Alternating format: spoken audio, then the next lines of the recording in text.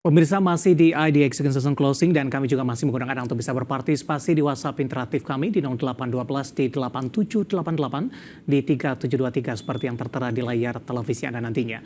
Langsung saja pemirsa kita akan coba lihat 4 saham pilihan yang direkomendasikan.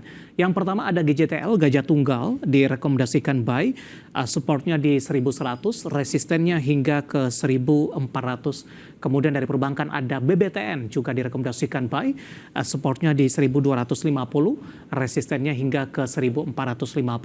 Produsen semen ada SMGR, juga direkomendasikan buy 3.800 hingga 4.500. Dan terakhir dari infrastruktur telekomunikasi ada Telkom.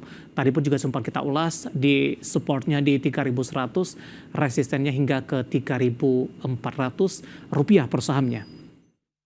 Pak Kris, kita lanjutkan kembali Pak, 4 saham pilihan yang Anda rekomendasikan. Kita ke Gajah Tunggal terlebih dahulu untuk GJTL.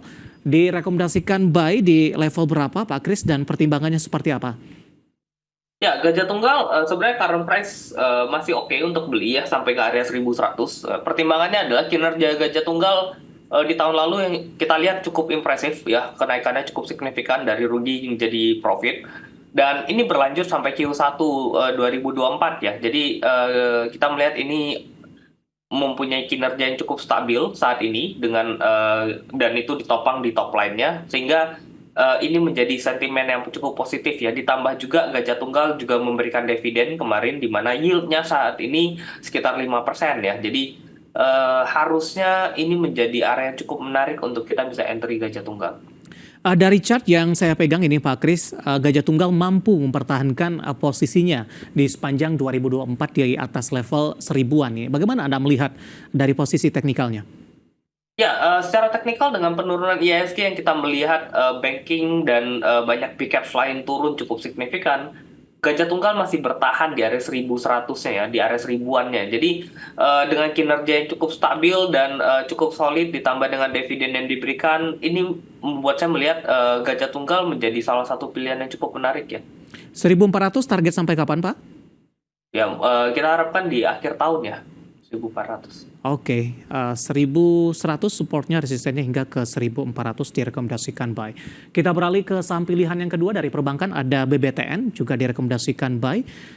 Di luar dari perbankan big cap sepertinya jatuh pilihan untuk BBTN. Analisisnya untuk BBTN, Pak Kris. Ya, ya BTN cukup menarik ya dengan big caps yang lain, banking big caps sudah naik cukup signifikan, BTN masih belum kemana-mana, masih berada pada area 1200-an dari bahkan dari tahun lalu gitu ya. Jadi kita melihat dengan kemarin konstruksi sempat kenceng-kencengnya dan hari ini properti mulai naik, ya ini harusnya dapat menjadi sentimen positif ke BTN ya, ditambah dengan kemarin akuisisi untuk Bank Muamalatnya juga sudah keluar beritanya tidak jadi dan harga Ya. sahamnya juga sempat drop gitu ya. Harusnya berita negatifnya sudah keluar, harapannya ke depan BTN dapat kembali naik lagi.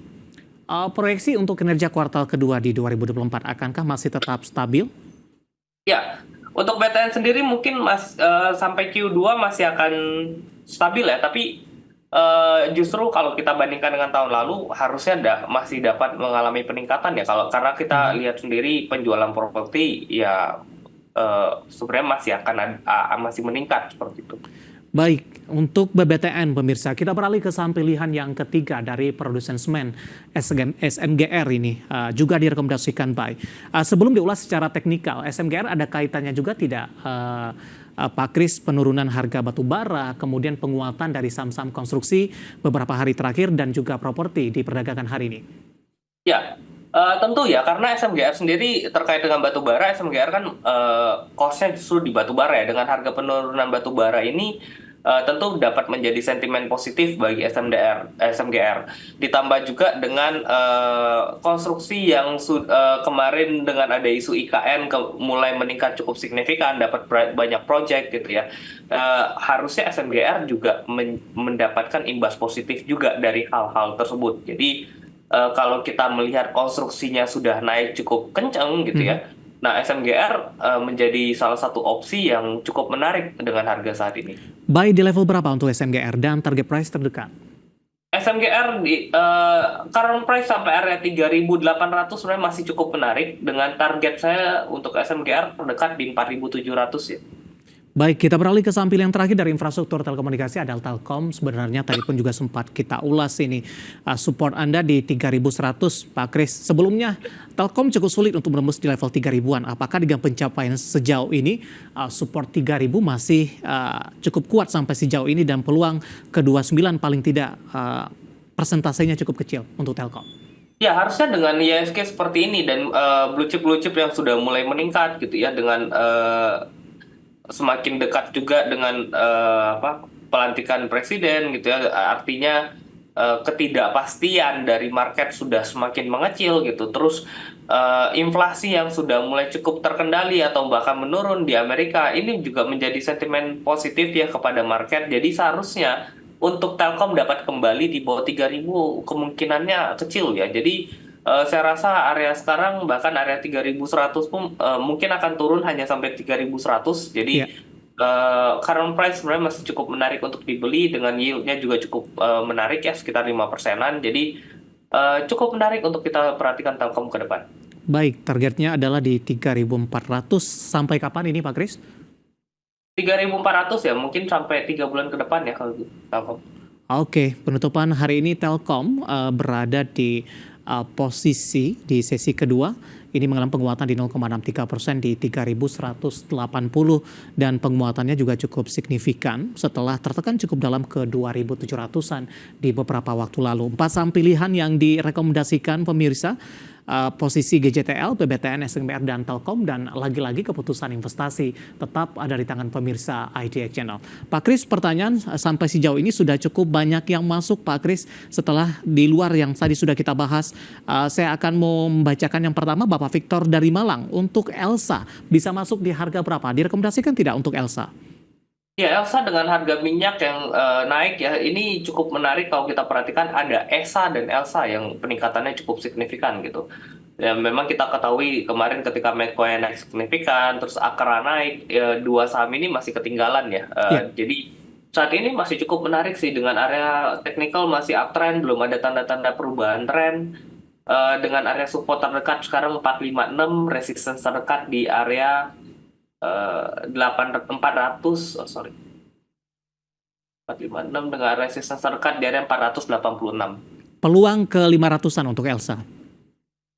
Untuk sampai saat ini Elsa mungkin dari 5 atau 7 tahun belakangan tidak pernah menembus area 500 ya. Ya. Kalaupun menembus hanya 1-2 hari terus kembali lagi. Jadi sementara kita batasi di 500 terlebih dahulu. Jadi resistance terdekat, resistance kuat untuk Elsa mungkin di area 500. Baik, menjawab pertanyaan Bapak Victor dari Malang untuk Elsa, dan lagi-lagi keputusan investasi tetap ada di tangan pemirsa IDX Channel. Pak Kris, kita masih punya satu segmen lagi, masih ada beberapa pertanyaan lainnya, nanti kita akan lanjutkan dan pemirsa kami akan segera kembali sesaat lagi. Kita sudah sampai di segmen terakhir dan terima kasih juga untuk Anda yang masih bergabung bersama dengan kami. Pak Kris, waktu kita cukup terbatas. Dari Bandung, Pak, tidak menyebutkan namanya, menanyakan saham Labs ini, LABS, emiten pendatang baru, hari ini auto reject atas di 34,31 dan kebetulan ambil posisi di level penutupan hari ini, Pak. Profil risikonya seperti apa, Pak Kris? Ya, kita lihat ini closingnya masih arah, jadi kemungkinan besok masih ada chance pagi untuk kembali menguat ya. Tapi yang perlu diperhatikan untuk emiten IPO ini kita tidak bisa prediksi full ya karena chartingnya baru satu candle. Jadi perhatikan area intraday-nya. Jika intraday dari satu hari itu sudah mulai patah tren naiknya, jadi better take profit terlebih dahulu. Baik, dari Medan selanjutnya, lagi-lagi tidak menyebutkan nama, menanyakan saham SMDR, Pak. Di harga sekarang bisa naik tidak?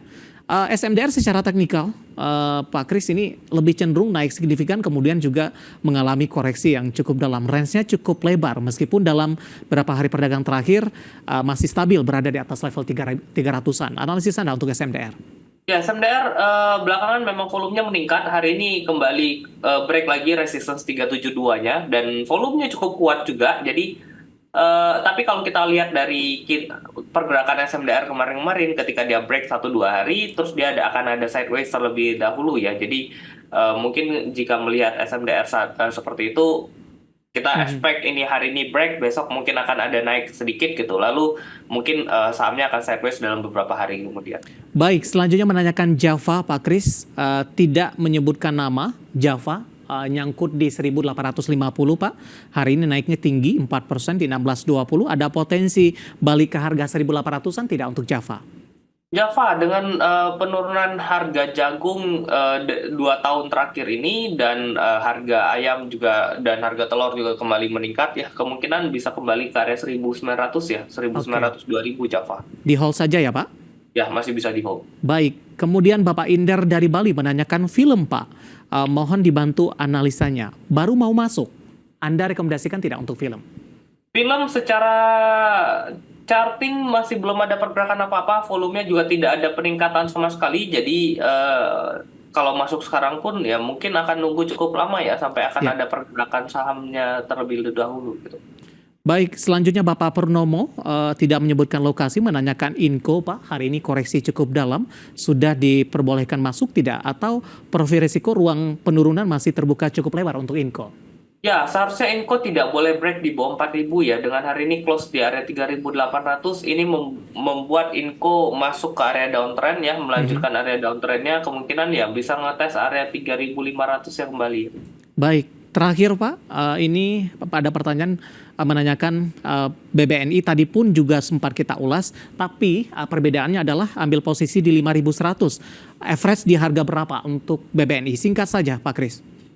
BNI ya 5.100 sampai saat ini itu sudah minus paling sekitar 6%. Jadi nggak perlu terlalu buru-buru average. Mungkin kalau mau average down itu di area 4.600 ya kalau ada koreksi kembali. Baik, analisis untuk BBNI tampaknya sekaligus mengakhiri kebersamaan kita untuk kali ini. Waktu kita cukup terbatas dan terima kasih juga untuk Anda yang sudah berpartisipasi dan silakan bergabung bersama kami kembali di waktu dan di program sama di perdagangan hari selanjutnya. Pak Kris, terima kasih sudah bergabung Pak. Ya, terima kasih Mas David. Baik, ada Bapak Kris Aprilioni, Branch Manager Jasa Utama Kapital Sekuritas. Dan pemirsa, demikian pembahasan kita di IDX Langsung Closing untuk kali ini. Dan terima kasih untuk Anda yang sudah bergabung bersama dengan kami. Dan jangan lupa saksikan program Market Highlight yang akan tayang pada pukul 16.30 waktu Indonesia Barat. Karena urusan masa depan harus terdepan, aku investor saham. Saya David San Oval, pamit undur diri. Sampai berjumpa kembali.